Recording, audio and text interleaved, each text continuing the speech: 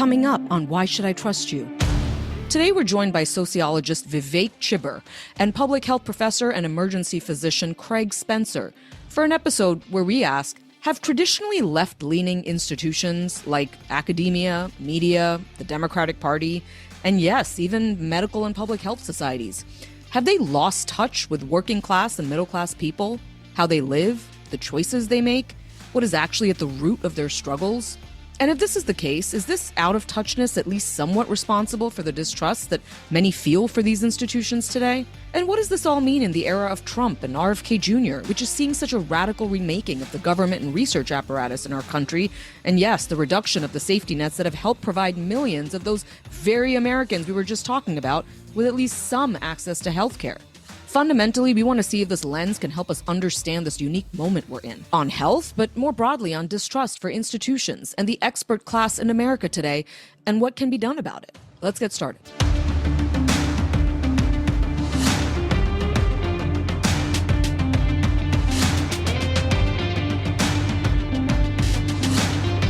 Welcome. Yeah, welcome everybody. Yeah, it's just me and Tom today. Maggie and Dr. Mark are going to be back soon.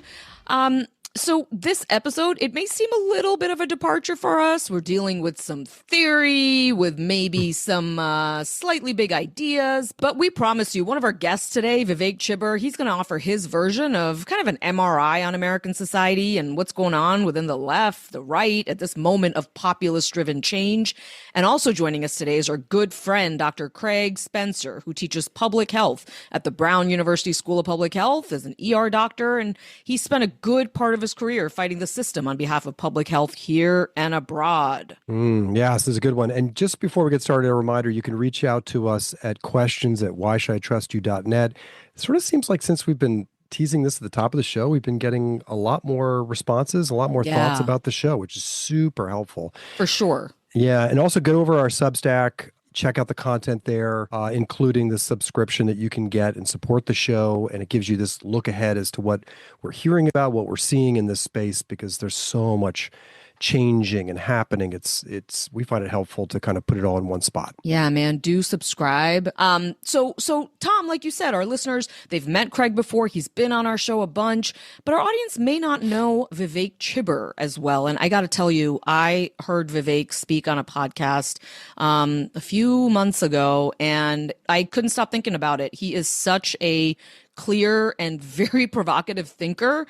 So yeah, Tom, tell us a little bit about him and why we're talking to him today. Vivek Chibber is a sociology professor at NYU. He studies class and social theory and capitalism from a Marxist perspective. He's a contributor of Jacobin magazine and the editor of Catalyst, A Journey of Theory and Strategy. And he co-hosts a podcast called Confronting Capitalism. So check that out. He is critical of parts of what's called the professional managerial class. You probably heard that phrase before, PMC. And perhaps most relevant to us today and what we cover, he's highly critical of the modern left. And that brings us to the major institutions that for decades have been dominated by the left. This, of course, is media, academia, especially higher education, and yes, public health. And as we've talked a lot about, we've seen the trust in these institutions plummet. Chibber sees these institutions as hopelessly now out of touch with the working class of this country. And that has led, of course, in part to the populist revolt that is MAGA. And from our perspective, has likely led in parts to the rise of MAHA as well. And one of his critiques that really sticks with us is a cultural one. He sees the left today as being dismissive of the working class. They're dismissive of their tastes, their politics, their worldview, and is so dismissive that the left even blames the working class for not supporting the left, rather than looking at itself, looking inward to understand its own shortcomings. He says, quote, "You couldn't dream of a better left for the capitalist class than this." In other words, he sees the left today is totally lost and ineffectual in keeping the excesses and the abuses of capitalism in check. And he calls it a dead left. And he's spoken of how it can be revived, which we, of course, want to talk with him about. Right. And so a bunch of you may have heard a previous episode where we had Dr. Craig Spencer on. And Craig, he's talked about the need for one of these institutions, public health, to get more political, to reconnect to its origins when it was fighting for the working class. Which brings us to today, in which many middle and working class Americans who voted for Donald Trump and by association Robert F. Kennedy Jr. now see their Medicaid benefits on the chopping block, their SNAP benefits being turned on and off, their Obamacare subsidies being rolled back. Tom, it's like on the one hand, you have a party that isn't connecting with the working class. And on the other hand, you have a party that doesn't appear to be offering the working class any good solutions. Totally.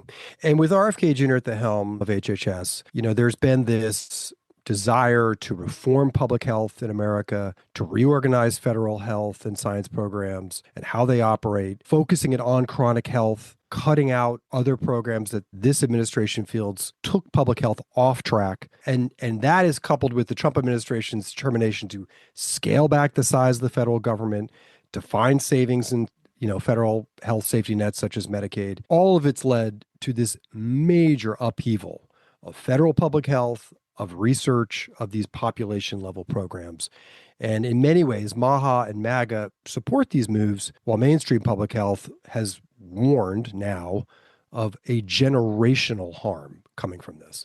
So given our guest, given this topic, let's talk about the working class in America. So first of all, who is the working class? There's different definitions, but generally speaking, the working class is considered workers without a four-year college degree. They make up about 2/3 of the American workforce. We're talking about workers in service sector jobs, hourly employees.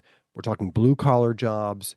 And against all of this, again, it's important to underline the context that Donald Trump has pulled in a huge support from the working class people of this country, including not only the majority of white working class people, but also historic numbers of non-white working class Americans. Yeah, so when we come back, we're going to be joined by Dr. Craig Spencer and Vivek Chibber. We'll be right back.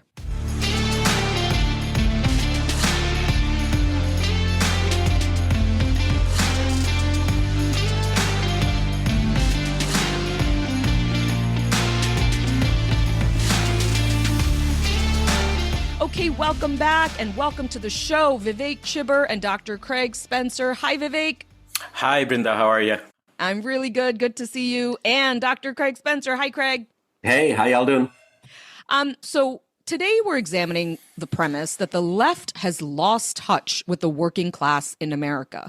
Now, we've heard this in the aftermath of the 2024 election. Various postmortems have been offered looking at the Democratic Party and the mistakes it made. But it seems that we may have a wider problem on our hands, one that goes beyond the Democratic Party and actually applies to many institutions more broadly, ones that are overwhelmingly dominated by people from the left, from academia to media to, yes, even public health.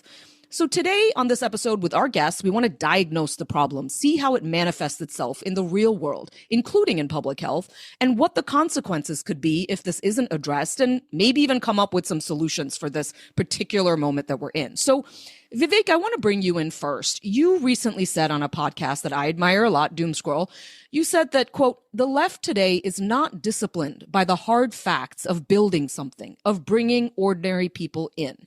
They're basically car salesmen, but their self-image is of justice warriors. They can't really challenge the status quo. So Vivek, who is the modern left? Where do they exist? And what did you mean by that? Well, Brenda, there are two ways of looking at the left. One is you take any political country and you see who's the most reactionary, the most right-wing political elements, and then everybody who's not that, who is critical of that, is called the left. So the left is whatever is not right-wing. So that's a relational term. That's a relative way of understanding the left. The other is a more absolute way, which is the left is people or agencies or organizations who believe in some specific thing, regardless of how it relates to the rest of the political culture. Now, historically, the meaning of the left has always been this absolute one, which is that the left is identified by certain specific beliefs and certain specific political commitments. And that's always been very, very particular, which is the left is the groupings, the organizations, the ideologues who are opposed to capitalism. And that opposition to capitalism can be very strong in that they want to see an alternative economic system altogether, like socialism. Or it can just be the Bernie Sanders type, which is that we're not sure we want socialism, but what we're opposed to is an unbridled, unchallenged rule of the market. And that makes you socialist, okay? And that's combined with a commitment to certain basic liberties, certain liberal freedoms. So you're kind of a liberal in terms of your understanding of social rights, but you're anti-market in your economic orientation. So that's one way of understanding the left. In the United States, that left has always been extremely weak, almost non-existent. And to the extent that it ever had any power at all, it was over the course of about 4 or 5 decades, from the 1930s into the 1970s, when trade unions had some salience in the political culture. Because understandably, trade unions brought a hostility to free market capitalism. Now, that was the left. Those trade unions by the 80s and 90s were largely gone, thanks to assaults from the corporate sector and both political parties. So by the 2000s, what was called the left was different from what it had been in the 60s. In the 60s and 70s, you still had a left that could be recognizably anti-capitalist or recognizably social democratic. By the early 2000s, the left was somebody who's everybody who's not Republican. And now the Democratic Party itself is called the left. And that, of course, when it's not moored or rooted in connections to actual working people, the meaning of left transforms and radicalism transforms. So that it is more aligned with the interests and the experiences and the worldviews of people in and around the Democratic Party. Now, who are those people? Well, they're middle class, upper middle class people, and the corporate sector and small businesses. So the left in America today really doesn't have much connection to the left historically. And understandably, the content of what it fights for, asks for, its worldview, reflects more of what we would call a bourgeois outlook, a middle class and elite outlook, rather than historically what was always a working class outlook. So, Vivek, with that explanation, where are you seeing this sort of new definition of the left manifest? Like, what are the institutions that you're seeing it in? And, like, what's your take on that? Well, it was mainly manifest in what's called identity politics over the last 20 years. Left-wing discourse was dominated by concerns with what was called race, gender, and sexuality.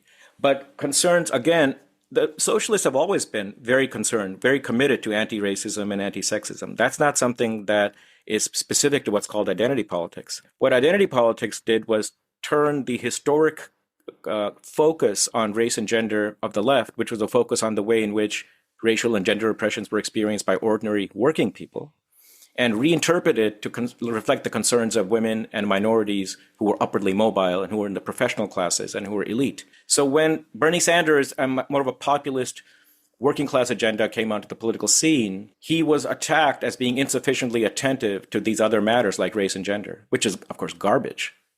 All of his policies were centrally concerned with the experience of working people and women. It's just that he was reflecting the interests of working class women and working class minorities. And the Democratic Party used an elite version of race and gender against his agenda to sideline the class and the populist and redistributive commitments that he was foregrounding. So what has happened over the past 25 years is the left has become this ideology that's deeply suspicious of what leftists for 150 years were fighting for, which is the concerns and the dilemmas of working people of all genders and all races. The left now uses race and gender against them because the race and gender, the way it's been interpreted, is an exceedingly narrow and exceedingly, I think, elitist way of understanding those very issues. Forget class. Even race and gender has been appropriated by this elite discourse. And that's what radicalism is today. Craig, public health is such a vast term. It's like hard to get your head around it. Certainly, there's a percentage of public health that works in academia at elite institutions.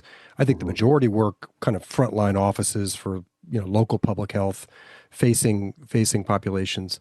But when you look at sort of the public health that is either at the federal level or at these elite institutions, does this track what Vivek is saying? Do you feel like there's been sort of a movement away from the roots of working class, that there is this sort of elitism, that there is these new sort of struggles, whether it's, having to do with gender or race for upwardly mobile, people in those institutions? Is this track with you, what you see? Yeah, it's fascinating hearing you talk about this, Vivek, from a political or a sociological, anthropological side, because as you're speaking, I'm thinking about the history of public health and what public health was at its roots. At its initiation, it was a field committed to the concerns of the working class. Now, some of the early folks, Chadwick and others, kind of pushed public health as a way to get people back to work so that they could be healthy. But you have like some of the biggest names in medicine, Virchow, that connected medicine as like a sociological concept and said that all of medicine is basically politics. And so much of that was at the core of what public health was for a very long time. But to directly answer your question, is public health seen as something elitist and part of the academy and untouched and unaccountable? I think you can just go and ask anyone who has criticized the field in the last 5 to 6 years. And that's exactly what was lobbed at us in public health. That so many of the folks talking on TV or so many of the people putting out modeling or moralizing seemed so disconnected from the realities of the people who are like, I am just trying to work my 2 jobs to get enough money to live in this system so that I can continue and persist. But I'm getting conflicting information from people who, quite frankly, don't look like me, don't have the same experience as me. And I think you're right that so much of what public health does is kind of mud between their toes, local and county health departments who are under-resourced, that don't have, quite frankly, a lot of the resources that my colleagues in public health do, who exist at institutions where they're getting big grants so that they can look at the inefficiencies of modern American healthcare, for example, but that doesn't get put back into policy. And so we've had this bifurcation, I think, of a public health field where you have those people that do that ground level work and are doing it in really tough circumstances, and there's not enough resources, and it's really, really hard to get buy-in, and you're trying to work with communities. But then we have a public health kind of elite that is doing a lot of really, really important work. We've had the bifurcation of public health from like this really political and grounded in community fight and activism and advocacy to one that is more focused on things like making sure the data is correct, making sure our data sets are right and that they're reflective and that we examine them and that we take this information, then we write these policy papers. But the problem is that we all know that those policy papers don't get written and don't get put into policy. And so I do think that within our field, we'll talk about this a lot more in health and in medicine, we do have this disconnect between what people are seeing and what they're feeling and what they're asking us for in public health and medicine, and what exists at an upper layer that is so disconnected from that in terms of our understanding of what people need, our moralizing and what people should do, and the access and resources that we give to the things that disproportionately don't help the people in the way that we need them to the most. I want to offer you an anecdote. So we'll get invited to speak at various medical conferences, our learnings from the show and things like that. And I was at one recently where there were community health workers. They're the ones who interface with the people on the ground. They're the ones who often give the messages from on high to the communities. They're the ones with the relationships. And a bunch of these CHWs, as they're known, they came up to me saying, this is the only conference we've ever been invited to.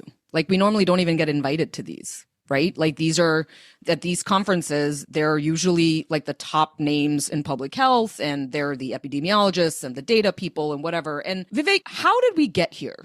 Is this something you're seeing I think Craig just outlined it for public health, but how did we get to this place? I can certainly speak for mainstream media. I think that is very much the case in mainstream media. One of the things I've seen in mainstream media is when you cut back on so many resources, you literally don't have reporters going out into the field anymore. They're relying on social media. They're relying on other people's reporting. They don't have that real world interaction as much with people on the ground. How did we get to this place, Vivek? There's a general phenomenon, and then there's the specific eddies, the specific ways in which it worked itself out in different domains, different fields. Media is one, public health is another. So we would have to see what the general phenomenon is first, and then see how it winds itself into these specific instances. The general phenomenon, we all know this, is that there's been a gradual and near complete corporate takeover of everything, of every institution, whether it's education, medicine, media, sports, anything you want to talk about. The corporations own it. And once that happens, then the money only flows to those parts of a sector that produces instant and reliable revenues for those people. So let's look at media. Well, what's been the model of media in America for the 20th and early 21st century? It was always advertising. It was never sales. No newspaper ever relied on sales. I mean, they used to in the early 19th, late 19th, early 20th centuries. But once advertising hit the sector, advertising provided such a huge boost in your revenues compared to what you were getting if you sold a newspaper at 5 cents a piece or 25 cents a piece or something. But once advertising gets in, Well, what advertisers want is not news that'll reach the largest masses. They want news that'll reach the people who will buy the products of the companies who are advertising through those agencies. And that always and everywhere is the top 10% of the income brackets. So media becomes, first of all, attuned to the top 10% of the income brackets, and everything reflects those values and those concerns that those income brackets take to be important to them. But by the late 20th century, even that was gone. Because once the internet came about, what advertisers found was that it was possible to not just to use carpet bombing techniques to reach the widest readership, to get your products out to the people that the advertising agencies want. Now they could actually, with laser precision, hit exactly the demographics that the people selling the products wanted, who were advertising, which means now that newspapers are of no use to them, because now they rely on online advertising. So newspapers that used to be dependent on advertisers, which was already a blow against democracy, now basically disappeared. Since 1995 to say 2020, the number of newspapers in this country has gone down by something like 70%, I think. And local newspapers are gone. There are entire sections of the country that's called news deserts. They don't exist anymore because they can't any longer survive since they don't have the ad revenues, and the revenues from sales just don't cut it anymore. So essentially in this country, you have about 3 to 4 news agencies producing all the news, and everybody else gets it through the wire and it comes through aggregators. So now news is really siloed into 2 or 3 mega corporations. And those mega corporations have no interest in news. They only have an interest in making revenues. So what's going to happen in a situation like that? News is only going to follow the rich, and it's only going to reflect the interests of these corporate owners and the corporate shareholders. And that is, of all the things that have happened in the past 40 years of neoliberalism, if you had to list 3 that were daggers to the heart of democracy, the corporatization and then collapse of news media would be in those top 3. It is the most extreme example of how corporations and money have destroyed democracy in this country. You've illustrated it really well in the frame of media. Talk about it with some of these other institutions that have come to be dominated by the new left, specifically academia. Sure. How are you seeing the analog, the way you just described it in media? How are you seeing it in academia? A couple of things happened in academia. One was from below and the other is from above, you can say. From above, what happened in academia was that academia until the 1940s and 50s was an ivory tower. It was quite small. It was very expensive. Only the rich went to it. And most Americans were happy to get a high school education. College itself, only about, I think, 8 or 9% of the population got BAs in 1945 and 1950. It was something like that. I don't know the exact numbers. What happened was that after the 1970s, with the GI Bill and with the population explosion coming out of the boomer cohorts, universities expanded and streams and streams of people flowed into them. And they became kind of mass institutions. That was a heyday because this was only possible because of huge increases in public money coming into universities. And that public money was, in fact, made available to community colleges. CUNY was free. It had free tuition for working class kids. Working class people in the United States for the first time entered college in huge numbers. But once austerity and Reaganism set in, you got to turn towards an embrace of free markets. And essentially, neoliberalism basically at its root is a turn away from the welfare state and away from government supports, away from redistribution, away from tax-based supports for people, towards the reliance on the market for everything. It's called neoliberalism because it's a new version of classical economic liberalism, which is what governed economies in the 19th century, rely on the market for everything. Well, when that happens, universities started losing support. You got funding cutbacks everywhere across the board in all public universities, everywhere and always. So just like media, universities had to turn to wealthy donors, to the wealthy in order to fund themselves. And now what do the wealthy want? They want universities that have good business schools, that do good job placements, that have to they bring the corporate mentality of saying to every department, well, we're giving you money, we're giving you university money. Why does ancient Greek studies exist? What's art history going to do for the job market? Prove to me that you're a worthy investment. Your universities now start having to prove the revenue payoffs of departments rather than the classical mission, which was they are meant to generate knowledge that helps people be better citizens and helps them relate to other people in a more fulsome, in a healthier way. So on top, what happened was funding was cut off. Universities had to rely on private donors, and private donors hate education. They simply hate education unless it feeds into their revenue streams, unless it feeds into what they can see in monetary terms. And with that came, of course, their own class biases, which is, why do you have race studies programs? Why must you have gender studies programs? Why are you teaching all this shit about capitalism and why capitalism is bad? Things like that. Now, that was really accelerated by what was happening inside from below, which was that universities were the place where the student left came in the 1970s and 80s because they didn't want to go into the private sector, and they brought radicalism with them. But this radicalism, which started out as a kind of commitment to working class movements and working class orientations, because the 60s were a period of working class tumult. The last great moment of working class union uprisings in the US was 68 to 72. So they're all disciplined by that. They learn from that. They say, okay, what leftists should do is try to think about how working people are doing and what their concerns are. But when these movements died off, the anti-Vietnam movement died off, the civil rights movement died off, all these radicals who had been connected to the movements now lose the connection and are inserted into what? Academic professional culture, which is the culture of upward mobile professionals. And even though there was a lot of these radicals in the 70s, they were still a minority in the university.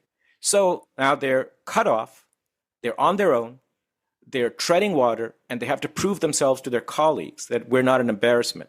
What happens? Their self-image is still of being radicals, but they want to fit in. So they have to turn radicalism into something that their bourgeois colleagues will find acceptable. And that is, they reinterpret radicalism to mean the concerns of what? Upwardly mobile women, upwardly mobile minorities, upwardly mobile gays and lesbians, because in fact they were facing discrimination. But the thing is, those anti-discrimination fights, which had always been part of left-wing movements, were now turned around to define what it meant to be left. That's all there is to leftism. And after 20 years of that, anybody who doesn't foreground anti-discrimination as the key thing is attacked as being what? Class reductionist, economic determinist, white, heteronormative, all this kind of stuff. So when you put together the corporatization of the university and its reliance on big money, and then the change in the worldview of what is called the radical left, and most of these people who destroyed the left are the boomers, right? It's the 68ers. They're the ones who turned into this melange of self-absorbed narcissistic crap. Now, that's what did it. And so universities are now in the strange position of being super radical and absolutely despising working people. You frequently talked about this idea that it went from anti-exploitation to anti-discrimination. Yeah, in fact, discrimination was reinterpreted as being exploitation. If you just go into these debates, and you shouldn't, but if you go into the gobbledygook of what is called radical theory, words have no meaning anymore. And so discrimination is called exploitation. And now you don't have to worry because everything's exploitation. Greg, sometimes we hear, people in academia, other sectors as well, they'll say MAHA, like we're the ones fighting for population level, mitigation of disease, protecting people, fighting for safety nets, but MAHA is wrecking that. And sometimes, not necessarily in public, but I think I'd be curious if you hear this sometimes. Sometimes people say, they get what they deserve. If we're going to have a measles outbreak, well, we warned them. Like, they get what they deserve. They went with that guy. They went with that movement. Yeah. People are going to lose their Medicaid protections, their benefits. Like, get what they deserve. Do you hear that sometimes, that frustration and sort of putting the blame on the working class rather than internalizing how public health may be disconnected from the public, from the working class? I think that's such a great question, Tom. I'm going to say a few things just following up on what Vivek said and then back to that. And maybe I should do my own kind of personal framing of where I'm at. I'm at an Ivy League institution. I'm at Brown University. I was at Columbia for a decade before then. But I went to basically a community college, a state college in Detroit. I'm the first person in my family to have ever gone to college. I might be the only person in my extended family that has a 401k. I grew up in Detroit. My dad put up garage doors. My whole life was being exposed to folks who like depended on a union.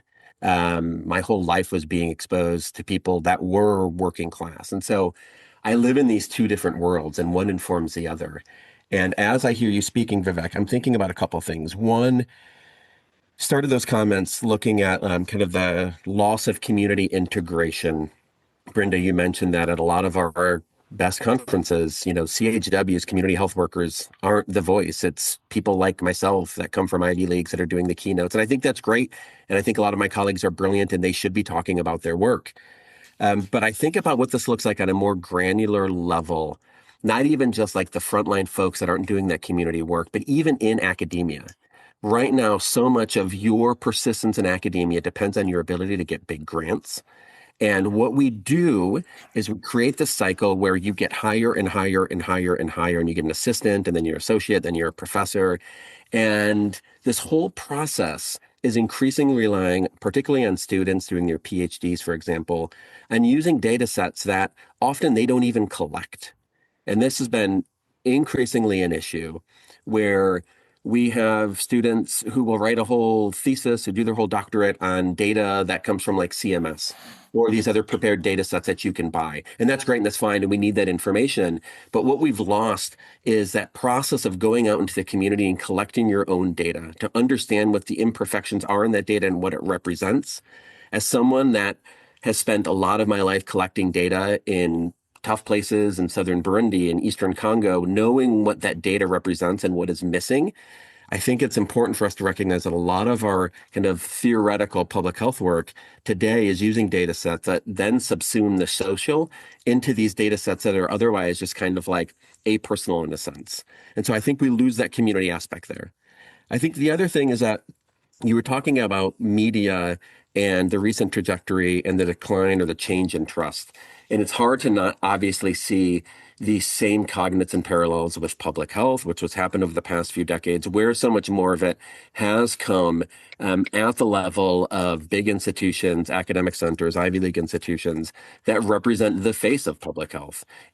I've spoken about this, I've written about this, how public health went from the podium to the footnotes, where all we talk about now is that we must be invisible and we must stay in the background and we pop up when we need to, but we are the invisible shield keeping people alive. And I think when that message more frequently comes from people in academia, and it only comes when there are public health crises, what people see is not the good intentions of our data sets, but the moralizing that comes from academic institutions that increasingly look like they have less and less in common with the people that we are all trying to help. The other thing that you mentioned, Vivek, was public money in universities. And when I think about public money and frustration, particularly for working class folks, people that I talk to all the time, I think of the NIH and how just under a year ago, all of my friends in academia were just so disturbed by this dismantling of the NIH. And I heard from so many people, the NIH gives us $2.50 back or $8 back, whatever it is in like local money. Every dollar we invest gets, put back in and comes out. And that's true. But what institutions like the NIH do, in addition to supporting the ongoing of academia, is that for a lot of people I talk to, they think that the NIH does all this great research, cool, but then it creates these things that it then gives to these corporations who then take these licensed pharmaceuticals and make them so expensive that like working class folks that may be underinsured or uninsured just can't afford them. And so I've seen progressively with a lot of public health, things like the NIH, for people like people in my family are these distant abstractions that don't deserve defending, as opposed to my colleagues and people I talk to every day in academia who are like, we need this. We need this for the persistence of our work and the persistence of our profession. And we need to recognize that those things I don't think can coexist without a rethinking about how we do them in a way that allows us to do that work, but also translate into how it's beneficial for people like people in my family so they see that benefit as well. Well, I think that's bringing us to a really interesting place in the conversation. I want to zoom out even further. I think what we're getting at is how can we, as in our institutions or as the left or whatever, be seen as providing material benefits to the working class, to people living their lives, right? Like that's ultimately, I think, what we're getting at. And there was a period at which in different styles of governing that, there was this notion that having an expert class, having that group that collected data, that sort of was in their labs, that you sort of needed that like credentialed class in order to interpret information, because not everybody is able to do that, right? I guess my question is, what is a better way for institutions to provide material benefits to people, Vivek? Like, is it that we're saying that everybody needs to sort of get out of their ivory tower and get on the streets and be there with the people? Is that an efficient way of doing it? Is that the right way of doing it? What do you say to that? No. You can't ask doctors to be out on the streets meeting with people all the time, or scientists to be doing it. They do their work, and science is hard.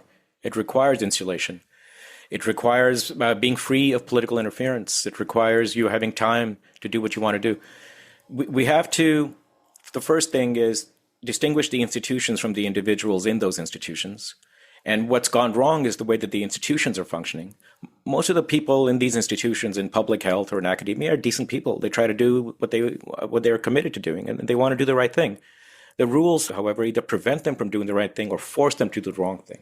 So if you look at medicine, the fact that medicine in the United States is not socialized, the fact that it has to be kowtowing to insurance companies and to the market, forces doctors to look at not the patient's needs, but the throughput, not to whether the treatment is necessary, but whether it's expensive. They have to look to whether or not they're getting their adequate revenues from the investment in the MRI machines and all the equipment that they've taken up, all this kind of crap. And the doctors hate it. Most doctors hate the fact that they have to prioritize this crap over their patients. So that's an example of where the individuals are trying to do their best, but the institutions are now heavily compromised. So the solution cannot be a moralistic one. It cannot be one that asks people to do better, because they're doing the best they can everywhere. The solution has to be to change the way in which the institutions interface with the larger population. Now, I think, what Craig said is really right, which is people look at the NIH as an abstraction because they look at medicine as this monolith. They like their doctors, but they don't like the hospital. They'll go to the hospital, but they absolutely despise the insurance companies because they know the rigmarole they'll have to go through. Now imagine if instead of this, you had free neighborhood clinics. You had free rural hospitals, free, where you just walk in and you get treated. And now imagine if the doctor in that hospital said to you, you know what, Trump just cut my funding off for research. Guess what this is going to do? Now immediately people feel like they have a stake, like they have skin in the game, as against, hey man, you know what? I'd avoid my hospitals. You know why? Because when I walk in, I have a $50 copay. I don't care what I do. I have a $50 copay. Yeah, you're getting your funding cut. Well, I'd get my funding cut because I lost a job yesterday. Welcome to my world. So if these institutions have a meaningful role in people's lives, people will view them differently. But that's not going to come from going to conferences and asking doctors to be better human beings. It's going to come from doctors saying, we need socialized healthcare. You cannot have public health where there's no public. It cannot be public health unless people have access to healthcare as a right. Now they'll feel like they have something at stake. So I think the key here is the solution has to be institutional, and it's not rocket science. It really isn't. If you go to England today and you see their people's disgust at what's happened to the NHS, you know what they're saying? They're saying, hey, I'll pay higher taxes. Just please fix healthcare.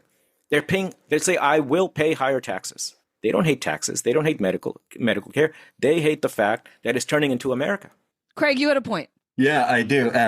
Vivek, that was fantastic because it perfectly set me up to actually and finally answer Tom's question, which was about MAHA and about do people, quote, deserve these things and you get what you ask for. The fact that the institutions are broke, the fact that we spend trillions of dollars on healthcare in the United States every single year and we do not have universal insurance, that all the things that RFK Jr. has pointed out as problematic that are not wrong, that's why people don't trust these institutions, understandably. Now, as Vivek pointed out, it's not just people that rely on those institutions for their health, it's people that work within them.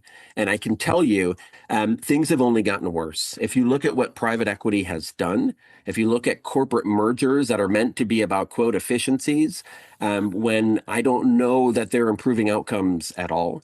If you look at the fact that healthcare has become even more distant and even more challenging for many folks to access in a way that feels like they're able to get the care and the quality of care that they need, then it's no surprise that people run away from institutions and rely on a health movement like MAHA that says, like, you are responsible. You as an individual are responsible for your health. You need to be a patriot and be healthy because, damn it, that's like the only way to do this in this system. How are we going to ask folks to rely on institutions that are failing? We're not. We're going to go back and say, well, how about the individuals? We can focus at that level and try to make a change. So I do think that finding a way out of this kind of current morass where kind of public health and MAHA feel like they're working at opposite angles. We're working towards the same thing. We want people healthy. So we need institutions that put the right resources into what we need. Now, from a medical perspective, from a healthcare system perspective, I look at what our incentives are in medicine. I look at the fact that, like, a dermatologist makes $800,000 or $1 million, or a radiologist makes a bunch of money, and then a pediatrician gets accused of, giving vaccines so that they can make extra money. Pediatricians are some of the most low-paid medical providers. If you actually go and do pediatric infectious diseases, like go and do a fellowship on top of pediatrics, you may actually get paid less money than if you just did pediatrics. And so the incentives in our system for the things that we say we want to focus on the most, on geriatrics, on pediatrics, on the things that actually matter, and the things that are core, primary healthcare, those are the things that we incentivize the least, that we make it more difficult to access, as opposed to creating an institution structure where you get remunerated for high billable procedures and for people that have really good healthcare, as opposed to leaving a lot of the other folks that have none, increasingly so as of just a couple of weeks ago, behind. Vivek, any reactions to what Craig just laid out? 100% right. Everything he said is exactly right. The medical system in this country has been broken for decades. Everyone knows it. It's just that there's a gigantic, huge, monolithic media system that is dedicated to obscuring the issues here. I came to the country in 1980, and between 1980 and 2016, in every presidential election, healthcare was a major issue. And in every single election, until Bernie Sanders in 2016, here's what came up. Socialized medical care doesn't work. It's too bureaucratic, inefficient, and it's going to prioritize clerical interests over patient interest. And secondly, Americans don't want it. Americans hate big government. Outright lies. Both things, outright lies. Because it is a fact that socialized medical care is more efficient than the market-based one, and it is a fact that it delivers better health care. And here's the final fact. Every single opinion survey since the 1960s has shown that either a majority or a supermajority of Americans want a national healthcare system. And every Democrat from 1980 to 2016 got up on stage and lied, outright lied about what works and what doesn't work, until Sanders came and said, what are you talking about? The only way to do medical care is through national health care, and every other country has it. We're the only ones who don't. It is not only still the case, it's going to continue to be the case until the Democrats are forced through public pressure to actually put their weight behind the only sane kind of health system that humanity has ever known, which is a public one. So, Craig, if anything's understating the issue here, that this is, doctors are trapped in this system. And, there's so many of them that say that, I don't know what the Hippocratic Oath is for. I'm not exactly sure what I swore to, because what I'm actively doing, it is either preventing further harm to my patients or being indifferent to their harms. It's a barbaric system. It is the emblem of everything America is today. And of course, the final point, of course, people are going to stand by and watch as RFK tears down all the institutions because they have nothing at stake in them. And I'll tell you this, RFK also says things like, we have to take sugar out of kids' meals. We have to worry about the labels. It's important. He's very adroitly focusing on corporate malfeasance. He is focusing on the way in which money has made its way into the schools. But his solution to that is to tear down the institutions that might help provide a solution to it. And people are going along with it because once every institution fails you, whether it's healthcare, education, when every institution fails you, you will kind of shrug when a Trump comes along and says, let's tear it all down. So let's talk about MAHA just a little bit more. We have this movement. We would agree this is a very anti-neoliberal movement. it is deeply suspicious of industry, big pharma, big food? No. How do you characterize them? They are a symptom of the corporate sector, of neoliberalism. Robert RFK Jr. isn't going out there and saying, let's have single-payer healthcare. He's not out there saying, let's take the hedge funds out of the hospitals. What he's saying is, I'm going to niggle around the edges over here. I'm going to tweak this and that. And what I'm going to do is the few firewalls we might in principle have that are not immediately subservient to the corporate sector, I'm going to tear them down as well. He's using the rhetoric of populism, the rhetoric of anti-corporatism. But, oh my God, no, RFK is a symptom of the problem. He can't ever be the solution. It's just like Musk said, big government is terrible, let's tear it down. And he looks like he's a populist. In fact, what he's doing is taking away 300,000 union jobs and dismantling every institution that could, in fact, be used towards redistribution. And as it applies to health, as it applies to regulating the environment, Trump, neoliberal? Of course. Trump is basically, what Trump is doing, he's using the language of populism. But what he's doing is he's handing over every remaining public good to the corporate sector. Not a single thing, not one thing that Trump has done has rebuilt public institutions, unless you call ICE a public institution. The regular folk of MAHA, deeply suspicious of big pharma, deeply suspicious of big food, feeling like they have captured the regulators that should be regulating them in our government. Should they be aligned with the Republican Party, with Trump, with MAGA? Or is that a mistake? Not at all. Look, here's the problem. You take institutions like the FDA and you hand them over to corporations, which is what both parties have done for the last 50 years.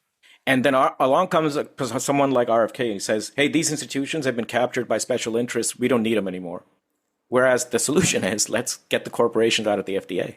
Let's make it actually a scientific institution that actually takes care of people's health. The parallel is obvious here, Tom. It is also the case that American government has been captured by corporations. Well, our solution is not to get rid of government. Our solution is to get the corporations out of it. So these are what we call demagogues. People like RFK, people like Trump. They take advantage of people's anger and desperation to further the agenda of the corporate class. Do you think there is a viable alternative at the moment? No. It has to be built. Right now, and I also believe that in the short to middle run, the Democratic Party is the only viable alternative in principle. We're not going to build a third party in a winner-take-all political electoral system. And the trade unions aren't going to abandon the Democratic Party because they have too much at stake. So I think what Sanders did is the right thing. What Mamdani is doing is the right thing, which is you fight to transform the Democratic Party. Let's just have a minimalist agenda, which is let's take the Democrats back to where they were, let's say, in 1975, if we can't do anything else. Because it's 72 to 75 is when all the key legislations, regulatory protective legislations were passed. There was actually a full employment bill on the agenda. Let's at least do that. And I think even the most Looney Tunes radical leftists will agree, at least that's possible. And then once that's done, let's see if we can either transform it into an actual social democratic party, something like the Labour Party or the Swedish Social Democrats in their heyday, or try to have something better. But right now, the idea that you could build something outside the Democratic Party is really only in the Twitter sphere. It's really kids in their basement with their reading groups. Right now, what we have to do is take the one institution that has some legitimacy in the country, which is the Democrats, and fight like hell to make them a party that has some connection to ordinary people and is responsive to them. Well, I want to put a spotlight on that for a second, and then Craig, I'm going to bring you in because I'll tell you, Vivek, I don't know, man. It seems like a real uphill battle. I mean, you've got a new poll right now saying that Gen Z and millennials in like historic numbers are signing up to become independents, that their disenchantment from both parties has never been greater. And then on the other hand, you know, we started this conversation with this idea that the sort of institutional left has lost its connection to the working class. Like, to get to the place where we're even talking about potentially coming up with these material benefits for society, how do you even get to the place where you're connecting with the working class, that these institutions, because that is one thing that I will say in our conversations, on our show, we speak to a lot of people from the Make America Healthy Again movement. And the one thing I will tell you is that their leaders have figured out a way to connect with them. Whether you think it's positive or negative or demagoguery or whatever, they have a direct relationship with, they all call him Bobby. They all have this, like, they all have stories about him. How do you get to that place if you're in the institutional left where you begin connecting more with regular people? It's not that hard. People are desperate for connection. Look what Mamdani did in the course of 3 months. It's really not that hard. You just have to get political activists and leaders who give a shit, who are not completely embedded in the nonprofit sector, in the orbit of the centrist Democrats, in cahoots with local elites, not using race and gender as a way of getting into their grant universe and getting into the small business grants and into the Democratic Party. It's not, the fact that they did it. Now, it's easier for that side because they have tons of money. It's fact. It's easier for them. But someone like Charlie Kirk, the money came to him after they saw that he was successful in organizing. He didn't take the money, and it wasn't like the Koch brothers funded him to do what he was doing. He touched a nerve in the popular culture. He did it first, and then the money came. It's not that hard. The problem is the existing left so despises ordinary people. It suspects them. Why? Because the American left has been groomed to say, you start with finding the most marginal, the most oppressed group you can find. And then you go to every single institution and you say, here, first sign on to this. And until you show me that you prove your worthiness to me, that you are on board with this particular tiny little group, I'm not going to have anything to do with you. And there's like 25 such things. It is a checklist culture. Everything has to be done with a checklist. Whereas what the right has done is to say, hey, look, as long as you're on board with these 2 or 3 things, come on, we'll take you. Doesn't matter. This is what the left used to say. As long as you care about ordinary working people, we will work with you. Even if you're a racist, even if you're a sexist, we'll work with you because we have something in common now.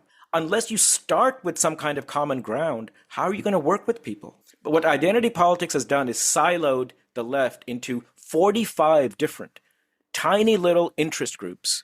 Each one says to the others, we won't work with you until you prioritize us as being God's chosen children. Now, this is already dead. I'm just, for what it's worth, this is largely dead. Everyone hates it. The problem is on the left, it is still dominant. And so who's going to go do the connecting with the people? Who's going to be the Charlie Kirk? Because you walk into a room and you do a head count. How many members of X group? How many members of Y group? Why am I in the minority? Why aren't you prioritizing me? Why wasn't I the keynote speaker? Why aren't you giving me all the money? This is how they work. It's never going to go anywhere. That's why in a recent podcast, in a recent lecture, I said, we're having to start over. What it meant to be a progressive is dead now. You have to start over from scratch. Did you see the footage of Mamdani yesterday visiting the picket line with the nurses? Yeah. It was like rock star, and the energy, just even these clips just captured, it was just exactly. People were electric. That's right. Craig, I want you to react to that, but I also want to know if you're seeing that sort of identitarian politics or that sort of spirit also inside public health. Like, is it checklist culture there? That's a good question. Look, let me reflect on your point, Tom, and then let me come back to this and try to wrap this all together because Mamdani with nurses, I feel, is like the perfect sell, and healthcare is the perfect place if you're going to try to connect with the working class, particularly in a place like the U.S., where everyone depends, or nearly everyone depends, on working to have healthcare, in a place that is like tied these two things together in a way that like makes no sense, but that is where we're at. And so I'm trying to like envision a system and understand where we're at this moment, the fact that people are so upset with this system, yet we're still not ready to kind of overthrow as it currently exists because of so many interests that keep it up. The fact that like there's a famous chart that was recently published showing that in the past 40 or 50 years, the growth in hospital administrators has been like 3,500% versus like a very minimal growth in the amount of physicians. Anyone that works in healthcare can say tell that you again. that. There's a graph that was done in a study looking at like the Bureau of Labor Statistics, charting the growth of hospital administrators over the past few decades versus the growth in like people actually delivering healthcare, doctors, et cetera. It's had the biggest impact on medical costs of any other. It's administrative costs. Yeah. Mm-hmm. And anyone working in healthcare knows that this is true and that this is only actively getting worse. right? We see this with corporatization of healthcare. We see this with the fact that like insurance companies make billions of dollars off of something that I think we should all agree on. Like we all want health. RFK Jr. has identified this thing that everyone is concerned about and that we have turned our backs on for a really, really long time. Everybody. We all want health. At the end of the day, Republican, Democrat, your identity, whatever it is. And so we have a system that is not only failing the American public, it's certainly helping some people, but that is largely uncontested. That is problematic. I'm glad to see Mamdani. I'm glad to see any politician from the right or left that's willing to work with groups and recognize that like the conditions that healthcare workers, the majority, particularly those kind of front-facing in the community folks are dealing with is like really tough and unsustainable. And so again, it is not surprising to me that it's easy for a group to come in and point fingers at this and to get people to be bought in to say, you know what, let's just blow it all up because as it exists, it's not working for me right now. Is there a checklist culture in public health? What's tough for public health is that we have been built as a field to always think about the folks that are marginalized, to always think about issues of equity, to always think about who is being left out. That is not always easy to do. The resources to do that aren't always there. And we're thinking at a population level, and we need to recognize that there are things that we do that sometimes feel like we don't want to lop off certain populations or people. We want to be thoughtful about how we provide the resources necessary for things that used to be things like sanitation and kind of the more social determinants of health. And so I don't go into meetings where I feel like we're ticking boxes to make sure that the right representation is there, speaking about the right things. But I do feel like as a field, we need to think about how we can move forward in a system that is able to recognize what Vivek is saying about how do we identify 2 or 3 things that can help coalesce a broader group of people, a big coalition around health, while at the same time making sure that we're able to protect those populations that we do this research on, that we know are being left out. We know currently the NIH is not funding any type of research or studies on like health equity or on populations of color, that, you're being forced to take these names out of the titles for your grants. I've spoken to a bunch of people that have had to change their grants to get funded. And what does that mean? It means that those people don't get reflected in the work that comes out. It means that that work ultimately gets put into these AI systems that hospitals are buying up at an unprecedented rate that are determining healthcare and compensation, and that those people don't get reflected in health policies going forward. And so I don't know how we do this, but similarly, in fact, like we need to figure out a way that we can recognize these vulnerabilities exist, that groups, particularly in health, have been historically marginalized and continue to be so. But we need to build a coalition so that we don't have them fighting against each other. We have them all fighting together for the one thing that we all want, which is good health. Vivek, what do you think about that? Well, see, there's a difference between the logic of representation and mobilization when you're organizing and when you're a public institution like a hospital or medical care. I think medical care should be thinking about checklists because you should be thinking, are we serving everyone or are we not? And the most marginal are going to be the people who are not just, as we like to say, invisible because they're minorities or women. It's going to be the poorest of the poor, in which women and minorities have it worse because of discrimination that's layered on top of the fact that they're poor. So institutions have to do that. And I wouldn't want what I said just previously to be taken as an indictment of institutions worrying about serving the marginal. But there's a difference when you're organizing. When you're organizing, you're trying to bring large numbers of people together around a common agenda. Now, that's going to be a heterogeneous group. It's going to have women, men, it's going to have people of color, it's going to have white people, foreigners, locals. If in that instance, you don't focus on the common ground and instead parse that heterogeneous population into tiny little groups and each one says, put us on top, that's the checklist that kills anything. Now, and here's the irony in all this. I think you want to be in a place where institutions worry about the most marginal. You want to be in that place. But not just worry, you want them to be able to serve the most marginal. But in order for that to happen in medicine, the number one thing is that it can't be driven by profit. It's the number one thing. There's a reason why administrators rose by 3,500% or something like that. It's because when you have 78 different insurance companies, payment agencies that a hospital has to worry about, it needs an army of clerks to go through all this and figure out who's going to pay for this treatment. Insurance companies hire clerks in the hospital to make sure that they're able to manage the co-pays, get the money in, blah, blah, blah. Okay, so in order to be able to serve the most marginal, medicine's got to be able to do two things. Use its money more efficiently. That means kick out this multiplicity, this chaotic system, and streamline it. And the only way to do that is through national health care. And secondly, take the money out of it. Okay, how do you do that? You only do that by massively pressuring the state to either change its funding streams to medicine or to abolish private medicine. That requires social mobilization at the scale that we only saw in the 30s and the 60s. You're not going to get that through identity politics. You're not going to get it because every little group says, screw all the other groups, it's me. And mind you, it's not even the groups, it's the elites within the groups. So you need, therefore, in order to get to what Craig is talking about, the ability to serve the most marginal and have these checklists, you need to mobilize to pressure the government. And the government will not be pressured effectively because it's serving capital.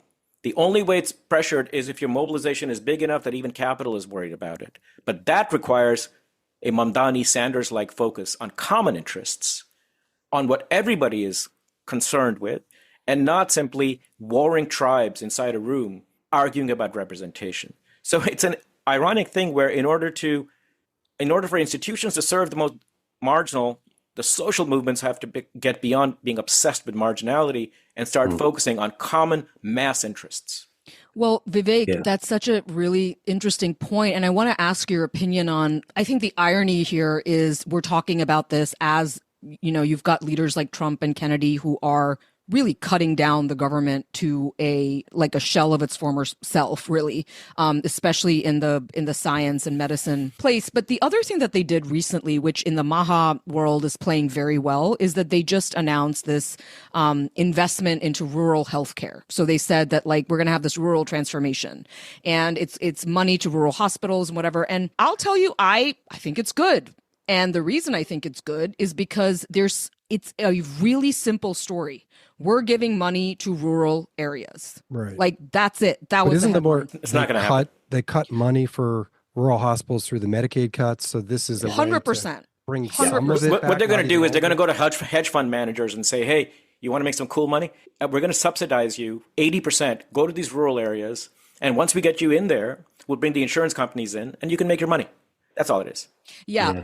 But there's no universe in which Donald Trump and RFK go and provide health care to the rural poor.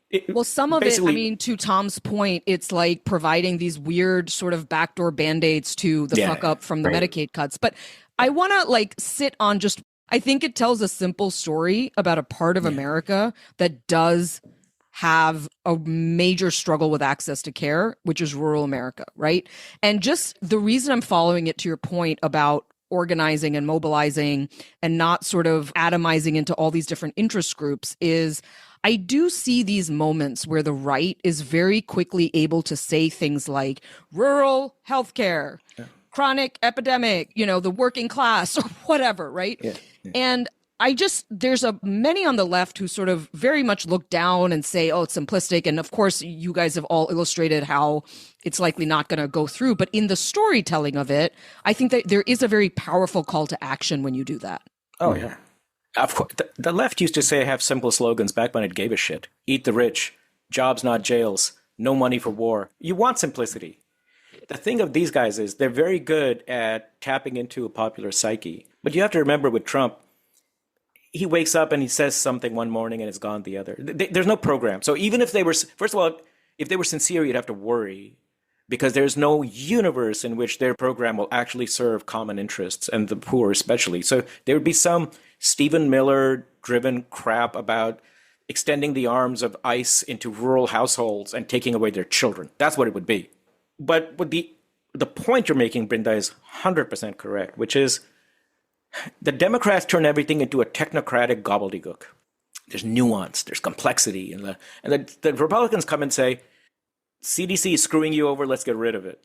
You don't have any rural hospitals, let's get mad. This is brilliant, and it's exactly what any adroit politician would do. And so you're 100% right. That's what, if there was any kind of progressive mobilizational entity in the United States, that's what they would do. But, when in the 90s, social health organizations were saying we need national health care, the Democratic response was, look, it's very complicated. You don't understand. These things are hard to do. And that's exactly the indication that what they're saying is fuck off. You're not going to get this. So I think simplicity is exactly what we should be looking for. And we've come to this point where we have to look at right-wing quasi-fascist demagogues for lessons in how to go about doing these things. Sort of one final question that was a poll that really jumped out to us this fall. It's from an outfit called Navigator. I just want to get your guys' thoughts on it because it could sort of light a sort of a pathway, frankly, for both parties if they were savvy enough to kind of read this and really take it on board. But it said, do you agree with the statement, good health care is a human right that all American families should have access to? Do you agree with that?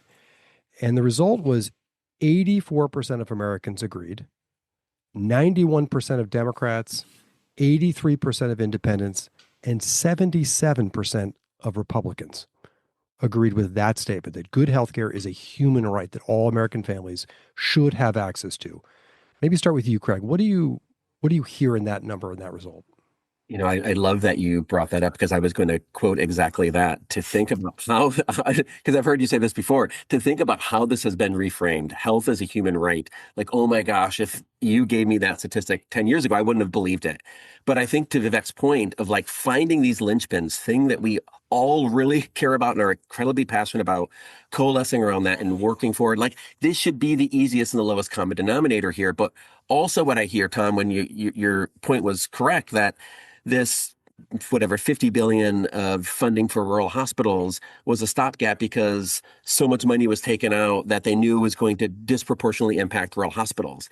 And so what you get is a system where it's so hard to get people to feel like they can work together to move forward when what they're actually confronting is a system that is working against them, and that your responsibility feels like you need to climb to the top of the pile.